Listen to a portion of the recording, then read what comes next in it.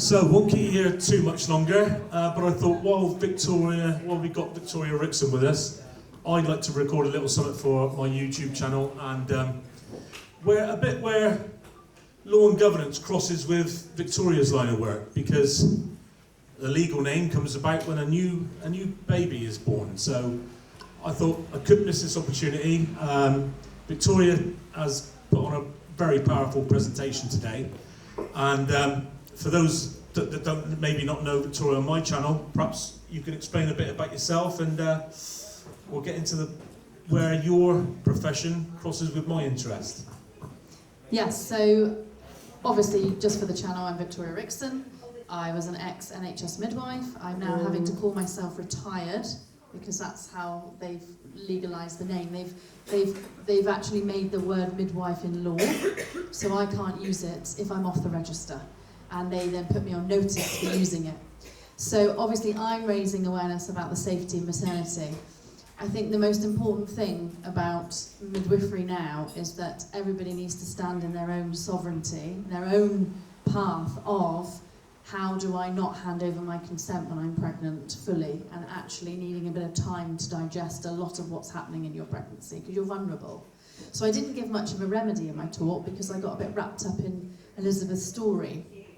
But actually, where we are today, when you go to hospital, they're so busy that they'll just go, you need to do this, and this, and then you go, okay. And actually, no. Thank you for your information. I will take some time and I will come back to you, because they serve us, or they proclaim to serve us, and give us that perception. So we need to start educating the young and any pregnant women that you just say, thank you, doc or midwife, I need a bit of time. And I'll come back to you. Because until you give yourself a bit of time, you won't be able to make the right decision connected to you and your baby. And your baby does talk to you. So there's lots of things around that, but what Clive's work I've been put on notice from the NMC. Now they wouldn't put me on notice if they didn't know I was working on this side of the lawful. They would normally send you a cease and desist in their legal, but they didn't. They put me on notice because they knew what I knew. And I just rebutted it with my own stuff, and they never came back to me. So it's about navigating this, but I'm learning now that for my own children and my grandchildren, I want to leave documents and legacy of administration or some sort of book of this is what you do. But the problem that we've got, and I just want to mention this that I didn't say, is we've got vaccine-injured women. So there was a midwife here today who said not one woman in her clinic is unvaccinated in COVID, flu, RSV, and whooping cough. So what we've got a problem with is that if you become a doula and you're birthing women at home, you're now a doula for sick women.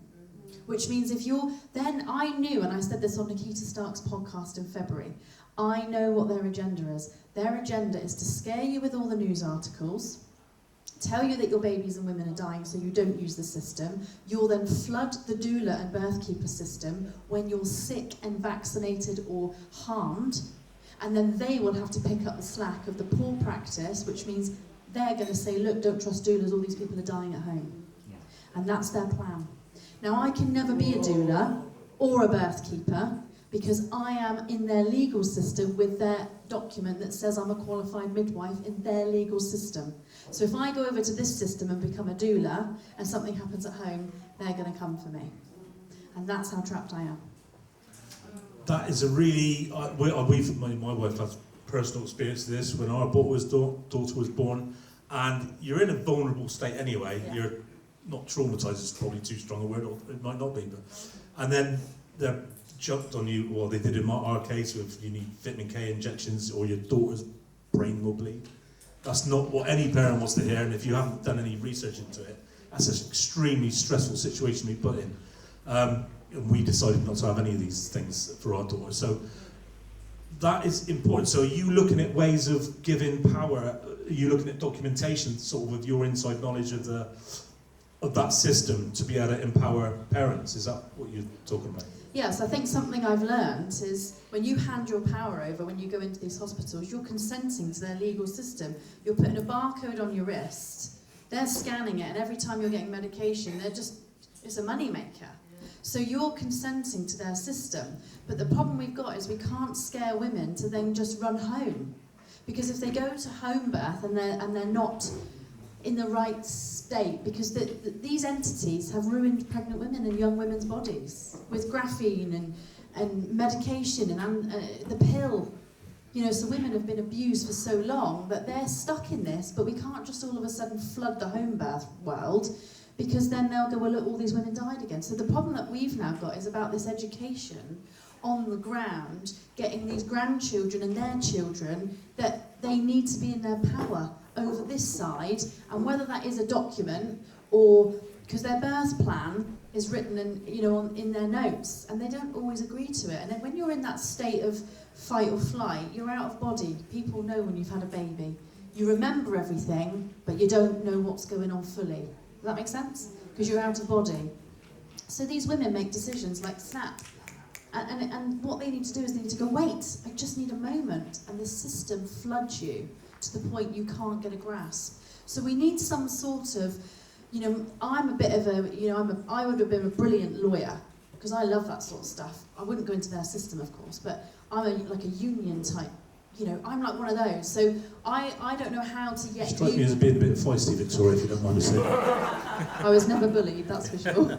I just feel like I don't know how that looks yet, or how we get it out there. But what we've got women going into these clinics, as this midwife was here today, and she didn't want to be identified. She said, but not one woman has declined any of these vaccines. Not one of them. So she's like, but I also can't tell her not to have them because I'll be sacked. And I get where she's coming from. So we need some sort of... So just on that point then, you're saying legal midwives, because you're retired now, you're not allowed to call yourself that. So midwives in the NHS are not allowed to give hints or a nudge or any advice on vaccines. This conversation's already taken off YouTube, by the way. Jabs. So they're not allowed to give any advice on it. And No. so are you saying we need to educate before that happens, or is that what you're thinking about, like raising awareness on that side of it? It's part of your mission? It's a double-sided sword, isn't it? Because, the other day I got somebody sent me a tweet, a message, and said, have you seen TikTok? There's a midwife slating you. And I went on, and I don't care what she thinks of me, that's her business. And she's put lies, lies, lies, lies, lies all over me. You're lying. And then she's actually spreading vaccine and saying it's safe. So I'm thinking, well, that's okay for you to do that, but what, so I can't then say it's not safe? So we've got a problem within midwifery in itself, with the women and midwives against each other, and then you've got the midwives education from the top going to the women. But at the end of the day, I'm a believer that if a woman wants to take a vaccine, that's up to her, but we should be able to give her the whole double edge of it. Now, I never, ever, ever read the black box of the vitamin K. I never saw it, because you've got to remember what I said to you earlier. I didn't read vitamin K. I was taught by a colleague, a future colleague, I've got to rely on that she's looking at all the evidence in her exam. So it's not built for you to ever work it out. And you saw my downloaded thing that Richard held up. That's how much you've got to know it is a midwife. So they've made it complicated on purpose. Compartmentalised, kept you apart. The women can't work it out, and then the two don't fit each other because there's no continuity of carer. Because if you have continuity, you wouldn't have the safeguard and you wouldn't have all these issues, because you'd be able to have a friendly conversation with your woman, but you can't, because so it's specifically designed for confusion, for this. It's built into the system. Yeah. Again, the secular system, which was explained today. Yeah, so I would love some sort of overall document. Now I'm going to put this out there, and the NHS obviously watch all my stuff and attack me, so they'll be like, we need to quickly write something because Victoria Rixon's going to write it. But that's what we need to do. We need and it needs to go to these young girls, and like you say, TikTok. My son's used TikTok. My son came to me 5 years ago and said, you do know Tom Hanks is a total pede? And I was like, what? They know, these kids know stuff, whereas I didn't know these things. So I think for working with people like yourself, and how we spread this out to our grandchildren, because if we don't do this now, our grandchildren are done for. And I can't have that. That's one of the reasons I came out on the internet, is because the net is getting tighter and tighter. It's really serious now, and that's why you're right. We need to make actionable things now. Yeah. There's no time for chit-chatting about it. Those years are gone. Yeah. It's now action.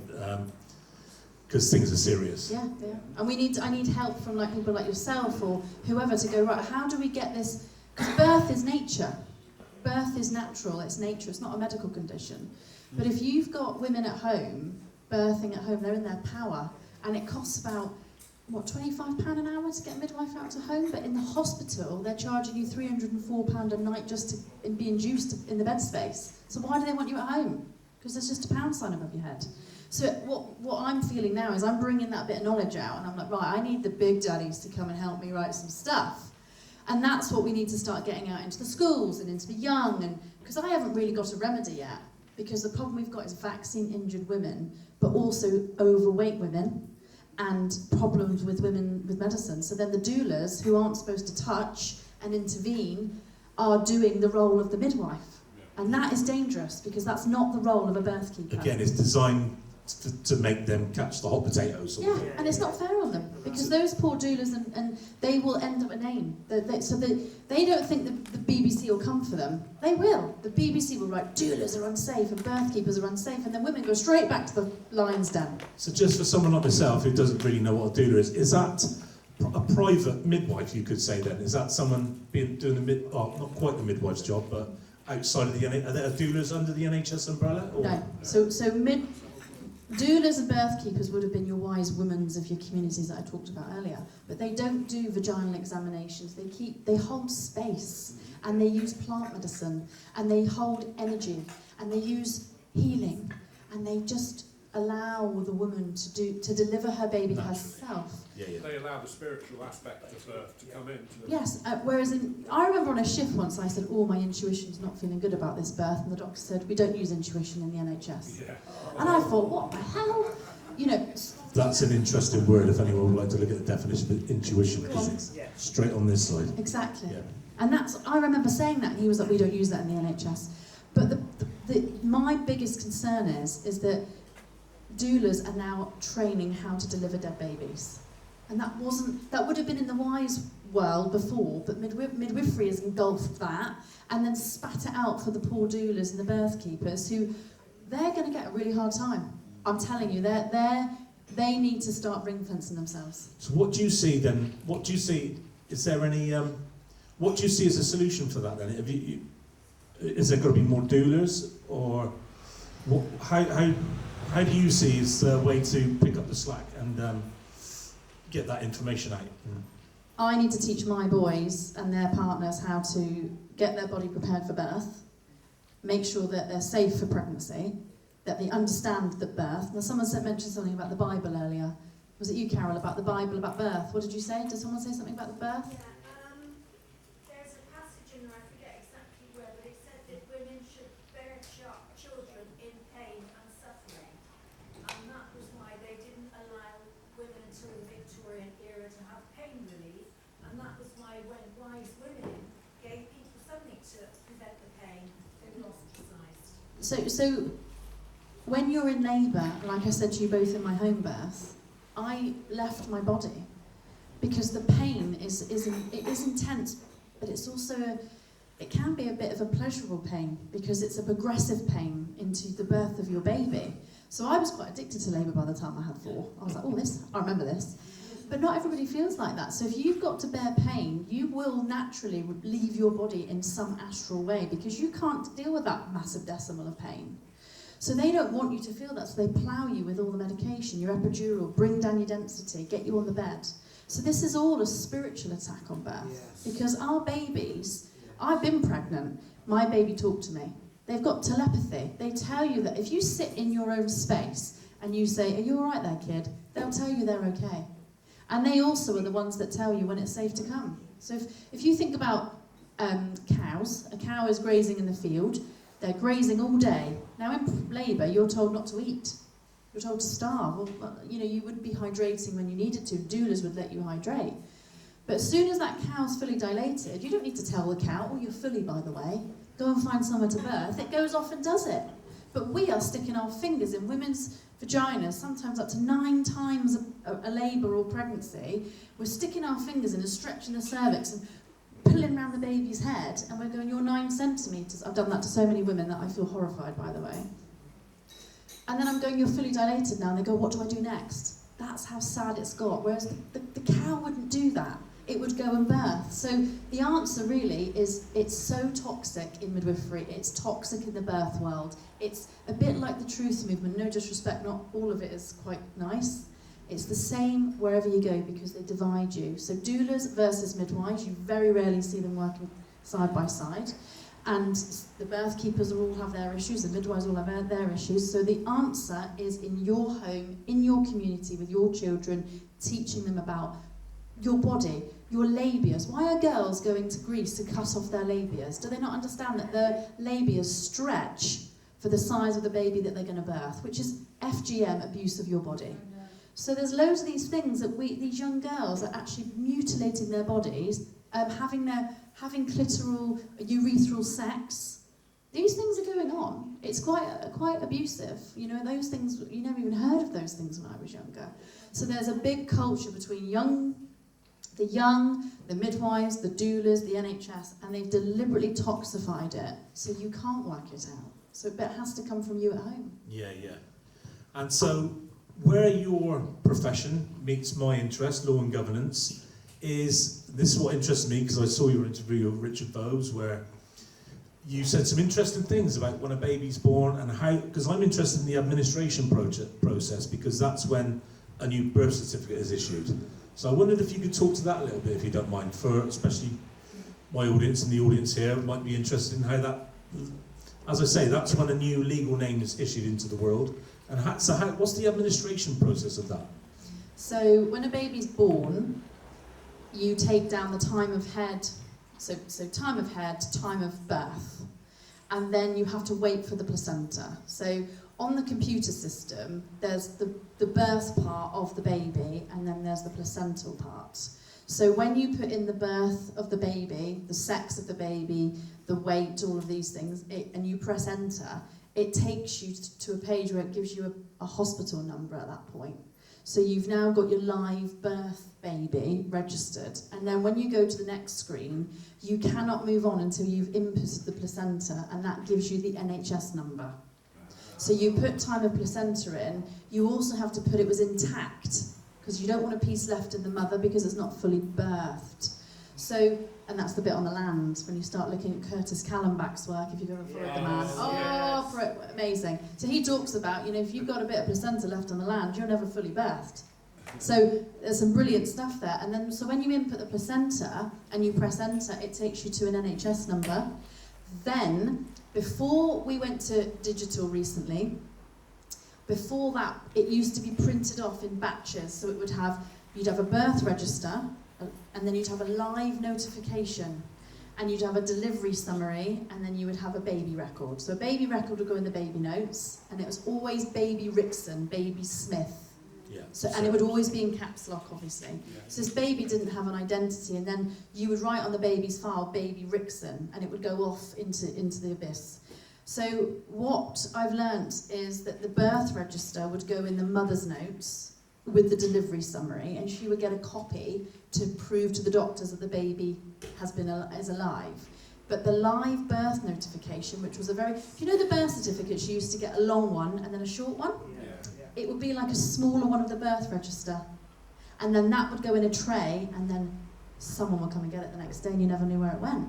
So Terry or someone has linked that is what goes to the council, which is how they know if you've never registered your baby's birth in the council. And that's how the administration gets through, which is a clear data breach. And obviously I never knew I was doing that. Yeah. Until I did my own work after, and I thought, oh, you know, that brain moment. So are you trained at, what are you told about this placenta aspect of it then? So it's just like, it's in your training, it's like, yeah, when we get the placenta, this is when this gets issued. You don't actually ever talk about registering of a baby's birth, ever. Right. You just get taught it as administration when you get, right, sit down here. And you know, we all know as women that the birth canal, or the vagina, is the portal to the world, right? Your computer system is called a portal. So they just transfer the wording. So you open the portal, and then you open the system.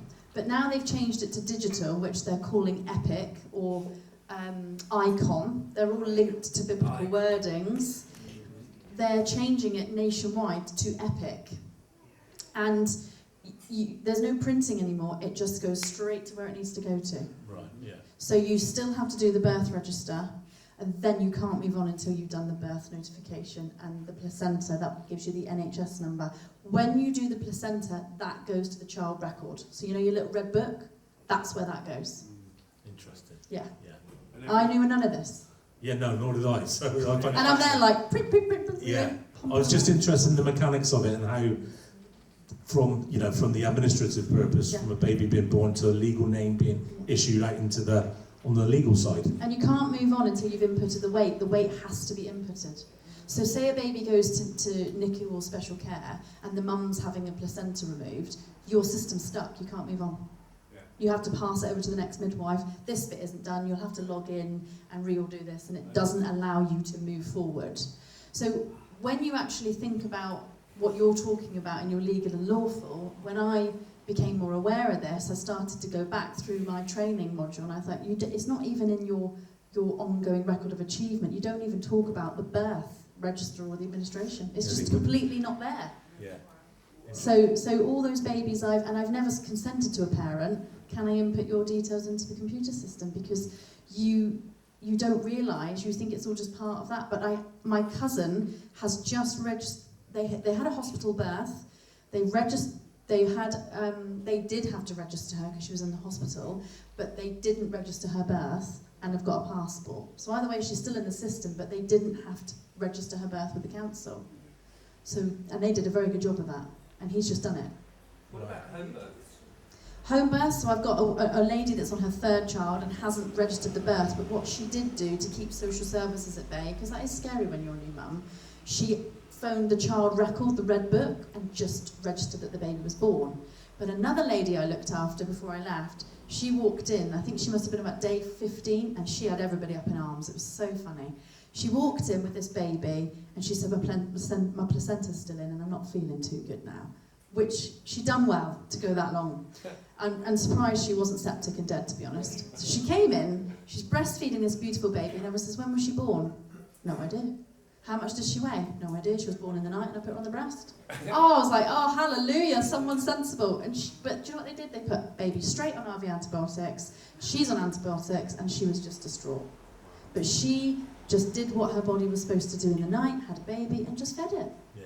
And did none of that, didn't even register the baby. How did that baby then get registered? What's Yeah. the process? So what do they do when they need these essential characteristics? They will just so they'll ring up the desk and then they'll just make a hospital number for the baby with no other details. Right. But when you start looking at the it's fraud, Birth and Registers Act, we know what they were doing in the 1950s and the 1970s over the ECC. We know what the plan was. But when I actually think about in a sense as a midwife, there was no mention of God or natural law or natural in my real career. It was all about learning high risk and intervention. They wouldn't be on the legal system as we've that makes sense to me, yeah. Yeah, and bearing in mind I had a home birth myself, I hated home births by the time I was a midwife because I saw so much blood and gore and screaming and death. And if a woman was in the pool, and I talked about this the other day, if she was in the pool, I used to get anxious that she was normal. So I almost wanted her to bleed so I could get her out and make her high risk, and I knew what I was doing. That's how bad it became. Right, And that's why I couldn't be a doula, because if I go to a home birth now, I would put my trauma onto that woman because I'm so traumatised by the care that I've given because it's not normal. Yeah. And I won't put her through that. Yeah. Well, if you could tell my audience, and obviously this audience here, how people can follow your work, what you're doing, because I know you're doing really important work in this field. So, yeah, tell people how they can get hold of you. I'm on Facebook, just Victoria Rixon. I've got a picture of me in some scrubs. I'm on X, Victoria Rixon. TikTok I don't really use, I find it quite toxic. And I don't have a YouTube channel. I'm not good at podcasting, so I'm not going to go there. I'm not over, but I give it a go. But what I really feel we need to start looking at ideas in how we get these young girls, even in under 10, learning about their bodies and learning what their bodies can do, natural periods, and getting off these medications and finding a way around it. But I just feel for the moment we need an emergency notice for these heavily pregnant women who are going into these hospitals petrified. That, from my point of view, looking at it, seems like a really good idea. Something written down that's your record, a copy of your record, what the potential parent can evidence to the legal system. Yeah. So it can't be denied that she didn't say this, didn't agree to that, or whatever. So that sounds like, from my perspective, looking at it with my legal eye, I think it's a really good idea. So I think that's a real big step. Because these women, when they actually go in, they don't, the system, as you saw, you can't work it out, so they don't know what's coming. That's why they're so anxious. But like I say, the problem that we do have is that women are actually free birthing and then dying at home, which we saw the other day. Although the article said birthed alone, well, she births alone in hospital and dies as well. Yeah. So it's a real mix-up of information. So for me, I don't have an answer. I think Elizabeth Dixon is huge in piecing the puzzle, because Anne Dixon has all the recordings. She was so clever, she had a little dictaphone everywhere she went. And she's got recordings of all these people who sit at the top now and are lying to the public, and she wants it all out there. And that's what I would advise. You've got to collect the evidence, because these people, I don't mean obviously, it's wise to be able to substantiate and evidence meetings and things like this. And I find that with the care of my own grandfather, with his care home, because Somerset Council lied, and they do have a habit of doing that. And we've explained today about the secular system, what that's all about. They lack in ethics and morality. So I would highly advise any of these meetings you go into in a hospital with any management level, definitely have a recording. And it's so easy nowadays to have a phone that records things, because you've got to be able to prove your point and what was said. And that's why I've supported her, because she can back everything up. She can't be done for defamation, she, whatever. Yeah. But so we've got a lot of work to do, and birth is the beginning of all our lives. It's the if they can impact a woman's body young, they will ruin that family for 2 generations at least. And this is what we've got to stop. So have you got a website, Victoria? No. You've got to go to a website. There's all these people will be listening. I have no idea how to work. You I don't have anything to say. I don't know what to. I'm Everything like. you've said is It's a bit like I just don't know how. I just slipped into this. That's how I feel, and it's just gone like. But yeah, how I look at it is you're the lightning rod at the moment for this topic, and a website with information on, or even pointing people to your contacts and where they might go for advice. I don't know, it's just like I said, I think you're a light in this field at the moment, and keep on shining. So Thank you very much. Thank you.